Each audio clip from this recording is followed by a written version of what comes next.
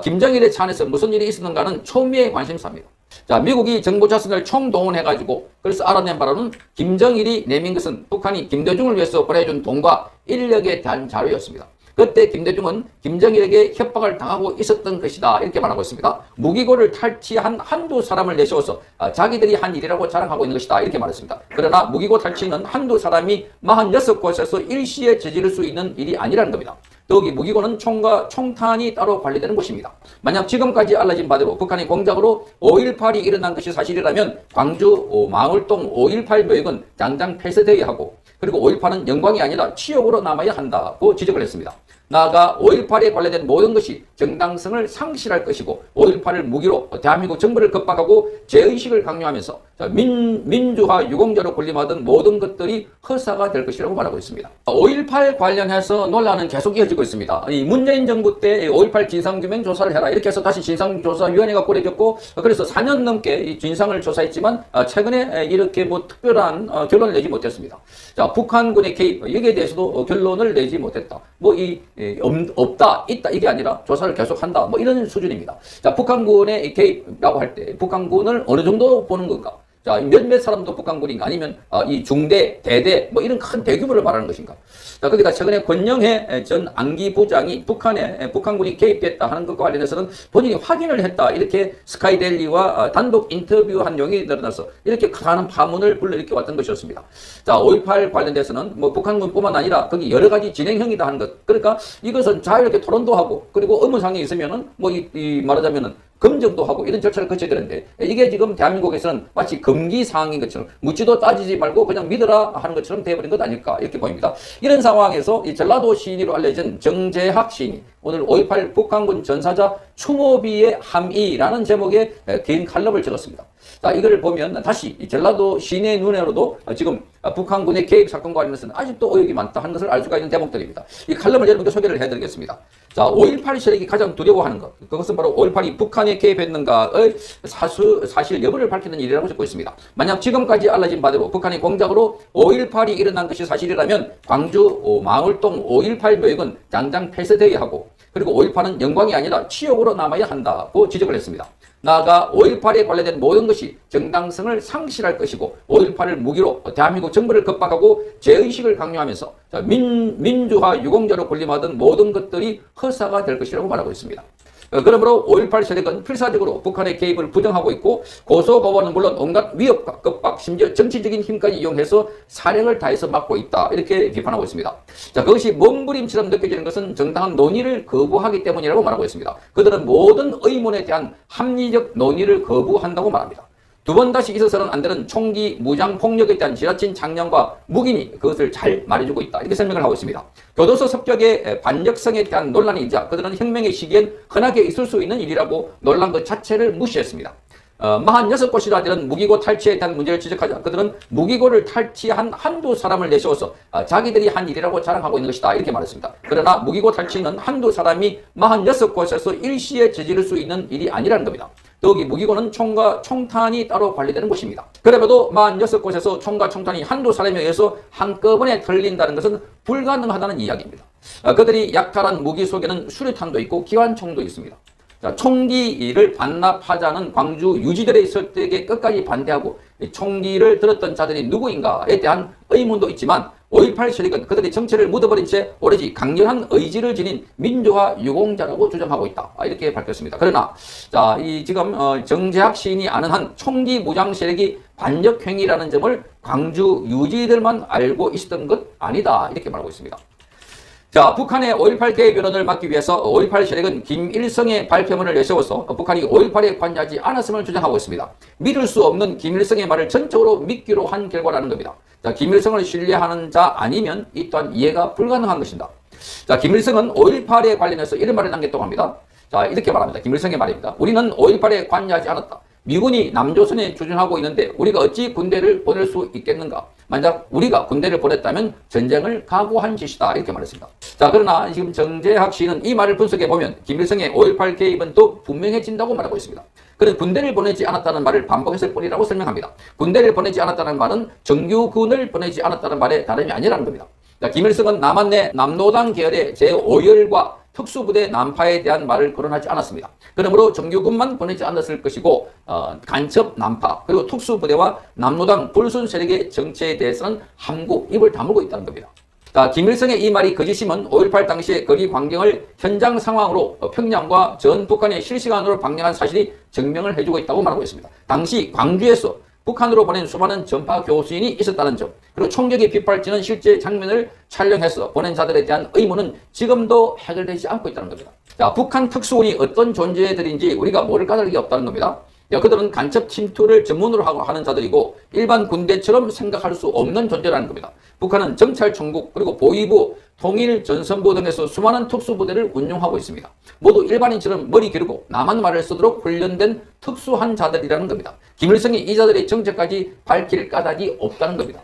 더구나 김영삼 정부 이전까지 비전향 장기수 사상범들은 매일 아침 교도소에서 인민공화국 만세를 부르고 하루를 시작했다고 말했을 때입니다. 따라서 남부당 계열의 제5열들이 5.18을 가만 놔두고 봤다는 것은 순진한 생각일 것이다 이렇게 말하고 있습니다.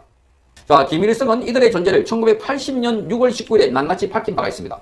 그 기록물이 추모비 형태로 함경북도 청진역 북방 800m 낙타산 중턱 70m에 위치해 있다고 정재학 씨는 말하고 있습니다.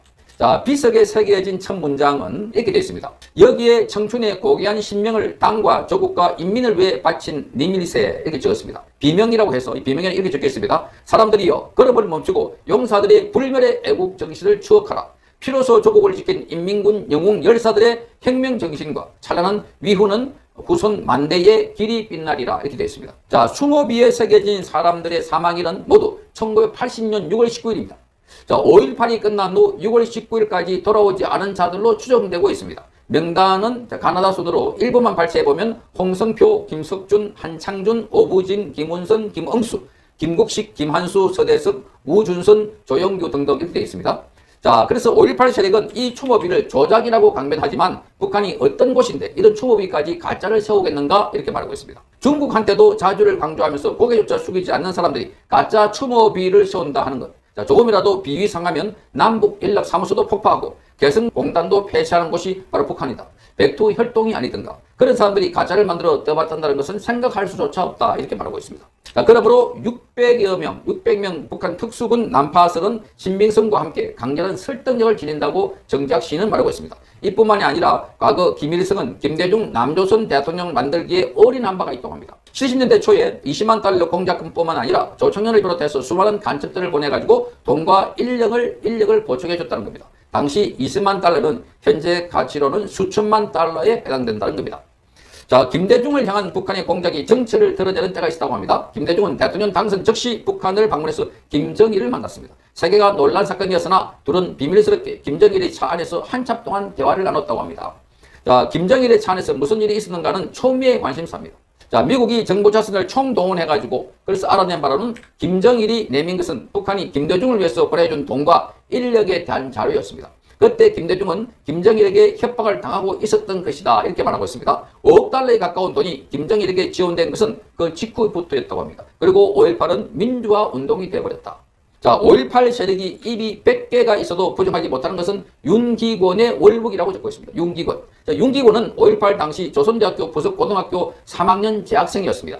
윤기권이 자랑스럽게 밝힌 기록에는 산수 오거리에서 경찰 5명을 몽둥이로 두들겨 팬 사실이 바로 있었다는 겁니다. 바로 이 사실을 근거로 그런 5.18 유공자가 되었고 1990년대 말경에 보상금 2억 원을 받았습니다. 당시 그 돈은 아파트 서너채 값이었고 현재 화폐 가치로 수십억 원으로 추산된다고 말하고 있습니다.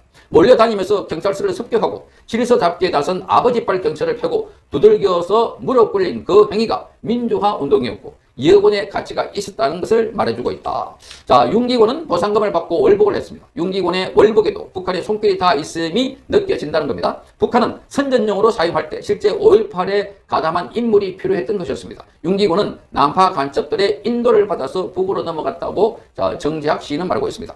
자, 5.18은 북한의 대남 선전 이 전략에 가장 가치 있는 주요 재료로 쓰여왔다는 겁니다. 자, 5.18이 역사 속에 묻히지 않고 자꾸 망령처럼 되살아 움직이는 이유가 바로 여기에 있다는 겁니다. 북한이 중단 없이 사용하고 있기 때문입니다. 그러므로 5.18의 기색에서 나라 돈 뜯어먹고 사는 가짜 유공자들만이 문제가 되는 것이 아니고 5.18은 대한민국 주사파 양성과 반정부 운동의 산실이자 반역의 논리적 근거가 되었다는 겁니다. 그동안 북한은 끊임없이 5.18을 이용해서 수많은 주사파를 생산하고 남노당의 후예를 키우면서 무수한 5.18 관련 단체를 만들어 이들을 심어왔다고 말하고 있습니다. 그리해서 5.18은 북한의 가장 우호적인 반역 단체가 되었다는 겁니다. 또 자익 세력은 5.18을 반정부, 반국가 투쟁의 구심점으로 활용하고 있기 때문에 우리는 5.18 정신이 그 자체를 의심하고 있다. 이렇게 밝히고 있습니다. 자, 주사파 대보인 강철 서신의 김영환이 주사파가 된 것도 5.18 관련 사진들을 보고 분노한 까닭이었다고 전해지고 있습니다. 그는 강화도에서 북한 간첩의 안내를 받아서 잠수함을 타고 북한으로 갔고 그리고 2번이나 김일성을 만났습니다. 자, 그때 김일성이 한 말이 이 말입니다. 그동안 수많은 간첩을 보내고 수많은 공을 들여서 남한의 혁명을 선동했지만 그러나 이루지 못한 일을 대학생 김영환이 해냈다. 이렇게 말했습니다. 그 주사파의 일부가 이석기의 경기 동부연합이었고 통합진보당이었고 그리고 현재 진보당이다. 그리고 범민령 중심의 남노동 세력과 주사파 세력이 장악한 곳이 바로 더불어민주당이다. 이렇게 정재학 시인은 적고 있습니다. 더불어민주당은 당 이름 자체가 문제가 되고 있습니다. 김일성 회고록에 세기와 더불어라는 이름이 있는데 여기서 당 이름을 따와서 지금의 더불어민주당이 되었기 때문이라고 설명을 하고 있습니다. 또한 민주당이 입에 달고 사는 처음처럼도 문제가 된다는 겁니다. 주사파들은 과거 북한이 처한 고난의 행군 이후 흩어지는 붉은 세력을 모으기 위해서 처음처럼 김일성을 모시자 이렇게 구호를 외쳤다고 합니다. 처음처럼 김일성을 모시자. 그 처음처럼이 통역당 출신으로 20년형을 살았던 간첩 신영복에 의해서 글자로 서각이 되었고 이 글씨는 문재인 통치 시절 국정원 정문 비석으로 세워져서 대한민국 정보사를 지배하고 있었습니다. 한때 경찰 청사 현판에도 새겨질 뻔하다가 중단된 바가 있습니다. 이후에 이 처음처럼은 더욱 발전해서 민주당 국회의원 모임으로 철험회가 조직된 겁니다. 대한민국 국회의원들이 김일성을 모시는 주구가 되었다는 겁니다. 그동안 대한민국에서 일어났던 모든 분란과 소위 민주화 운동에 대해 이 정재학 시인은 북한의 작용을 의심한 적이 있다 이렇게 말합니다. 자, 그리고 그 모든 것이 사실임을 확인한 바도 있다 이렇게 말하면서 심지어 4.19 의거에도 북한은 있었다. 김일성은 살아생전에 4.19 때 남한으로 쳐들어오지 못한 것을 두고 후회한 바가 있다 이렇게 설명하고 있습니다.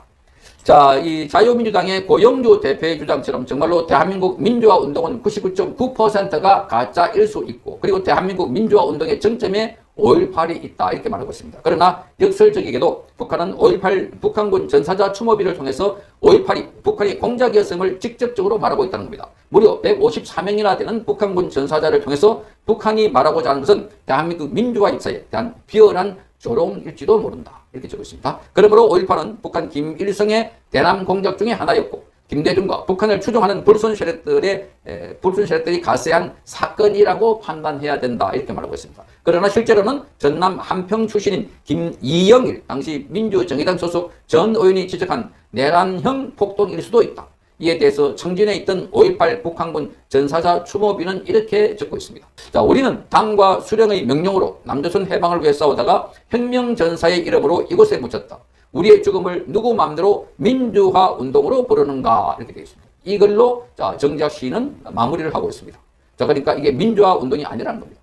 자, 어쨌든 이 글을 보면은 지금 청진에 있는 여기에 이 추모비 여기를 기점으로 해서 쭉 살펴보니까 북한군의 개입은 빼도 박도 못하는 사실이 아닌가 하고 지금 정재학 시인은 밝히고 있는 것 같습니다. 자, 그게 사실이든 아니든 어쨌든 이런 것들을 논의도 하고 토론도 하고 그래서 공론화해야 되는데 이런 것을 공론화를 아예 못하게 막고 있다는 것 정말 너무나 폐쇄적이다. 그래서 오늘 광주가 저렇게 폐쇄적인 것 아닌가. 광주 또는 호남 지역에는 민주당 아니면 아예 배지를 달 수가 없고 선택을 받을 수 없는 그런 도시가 되어버렸다는 점에서 오늘 대한민국의 민주화의 성지가 아니라 오히려 그 반대가 아닐까 하는 생각을 갖게 됩니다. 정재학 시인의 5.18 북한군 관련된 것을 여러분께 소개를 해드렸습니다. 원전산업, 반도체 산업을 비롯한 미래 성장 동력은 고사될 것이고 중국산 태양광 시설들이 전국의 살림을 파괴할 것입니다. 만일 망국적 북한 분란 세력이 이 나라를 지배한다면 어떤 일이 벌어지겠습니까? 위헌적인 법률, 셀프 면죄부 법률, 경제 폭망 법률들이 국회를 무차별 통과해서 이 나라를 완전히 부술 것입니다. 이 민주당 정권은 이거는 정상적인 정권이 아닙니다. 이거는 자유민주주의 정권이 아닙니다.